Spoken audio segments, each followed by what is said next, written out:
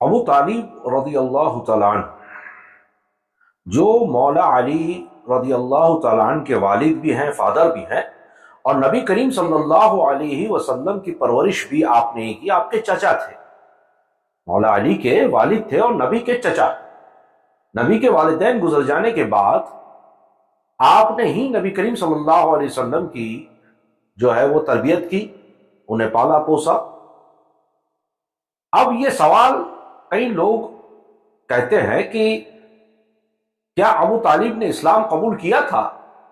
دیکھیے، بہت سی کم روایتوں میں ہمیں یہ ملتا ہے کہ ہاں انہوں نے کیا تھا، لیکن زیادہ تر جو روایتیں ہمیں ملی ہیں اس میں ہمیں ایسا کچھ بھی نہیں ملا کہ جس سے یہ ثابت ہو جائے کہ حضرت ابو طالب رضی اللہ تعالیٰ عنہ نے اسلام قبول کیا تھا۔ ایسا ثابت نہیں ہو پایا اب تک۔ چنانچہ ایک مرتبہ نبی کریم صلی اللہ علیہ وسلم نے حضرت ابو طالب نے اپنے چچا کو کہا تھا کہ چچا آپ دین اسلام کو قبول فرما لیجئے۔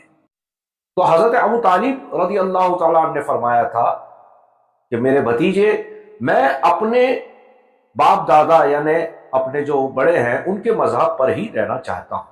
یہ تو ہمیں ملا، یہاں سے یہ بات ثابت ہو جاتی کہ آپ نے اسلام قبول نہیں کیا۔ اب ابو طالب مسلمان تھے یا نہیں تھے، اب وہ جنتی ہوں گے یا نہیں ہوں گے، بحث اس پر ہے۔ آج کا جو ہمارا جو یہ درس ہے وہ اسی پر ہے، اس لیے غور سے یہ ویڈیو سنیے گا اور سکپ مت کیجیے گا، ورنہ سمجھ نہیں پائیں گے۔ بڑا ہی شارٹ کٹ میں آپ کو بتانے جا رہا ہوں کہ حضرت ابو طالب مسلمان تھے یا نہیں تھے، اور وہ جنتی تھے یا نہیں تھے۔ اب دیکھیے کہ یہ تو واضح ہو جاتا ہے کہ آپ نے اسلام قبول نہیں کیا اگر زیادہ تر روایتوں کو دیکھیں، لیکن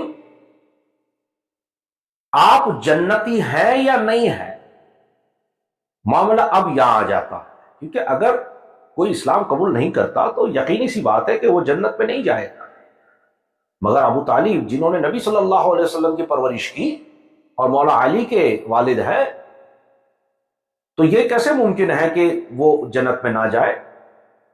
یہ بھی تو ہے۔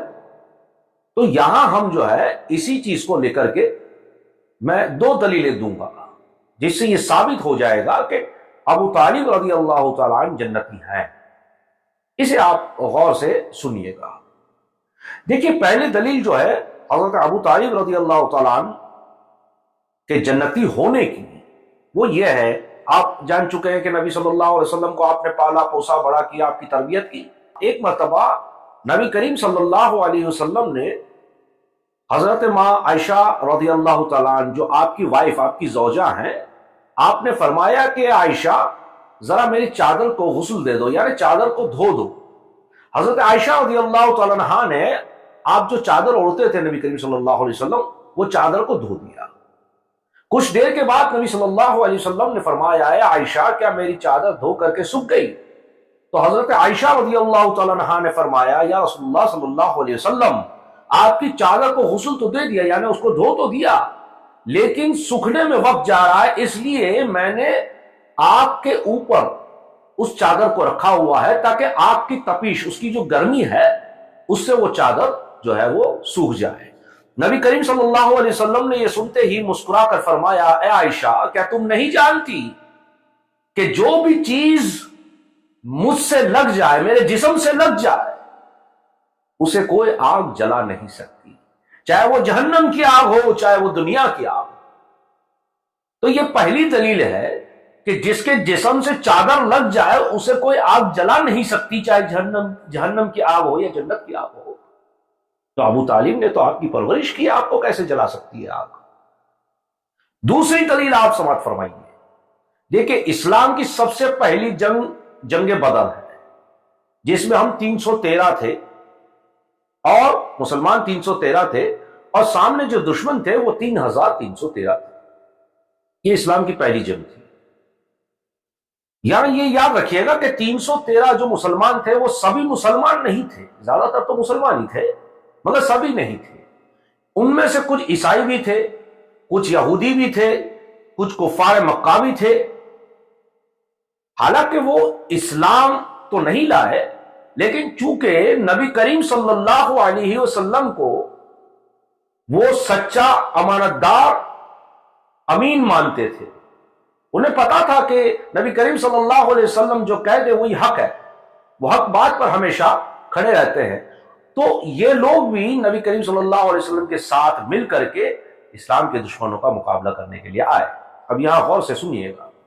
رات کو نبی کریم صلی اللہ علیہ وسلم نے میدان، اب کل جنگ ہونے والی ہے، آج رات کو نبی صلی اللہ علیہ وسلم نے میدان کا معائنہ کیا، اس صحابہ کے ساتھ چلے گئے.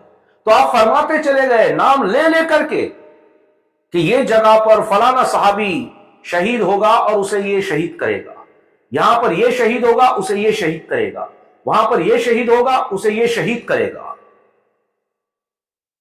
تو صحابہ نے پوچھا یا رسول اللہ صلی اللہ علیہ وسلم کہ ہمارے ساتھ جو لوگ لڑ رہے ہیں وہ شہادت کا جام پیئیں گے تو سب جنتی ہوں گے؟ نبی کریم صلی اللہ علیہ وسلم نے فرمایا ہاں وہ سب جنتی ہیں. اب دیکھیے دوسرے دن جنگ ہوتی ہے، جیسے جیسے جہاں جہاں جس نام سے آپ نے فرمایا تھا ویسے ہوتا چلا گیا. ان میں عیسائی بھی جو ہے وہ شہید ہوئے، یہودی بھی شہید ہوئے، اور کفار مکہ جو نان مسلم تھے وہ بھی شہید ہوئے. تو نبی کا یہ قول کہ جو بھی بدر میں شہید ہوگا دشمنوں کے ہاتھوں سے سب جنتی ہے. حالانکہ وہ عیسائیوں نے کلمہ نہیں پڑھا، وہ یہودیوں نے کلمہ نہیں پڑھا، وہ کفار مکہ نے کلمہ نہیں پڑھا تھا، مگر چونکہ نبی کا ساتھ دیا، حق کا ساتھ دیا، اور نبی نے فرما دیا کہ وہ جنتی ہے، تو نبی کا فرمان خدا کا فرمان ہے اور ہمارا ایمان ہے کہ وہ جنتی ہے. دو دلائل تو بہت ہے دینے کے لیے ابو طالب کی شان میں کہ وہ جنتی ہیں، لیکن یہ دو دلائل میں نے آپ کے سامنے پیش کیے کہ جہاں نبی کسی نان مسلم کے بارے میں کہہ دے کہ وہ جنتی ہے تو وہ جنتی ہو جائے.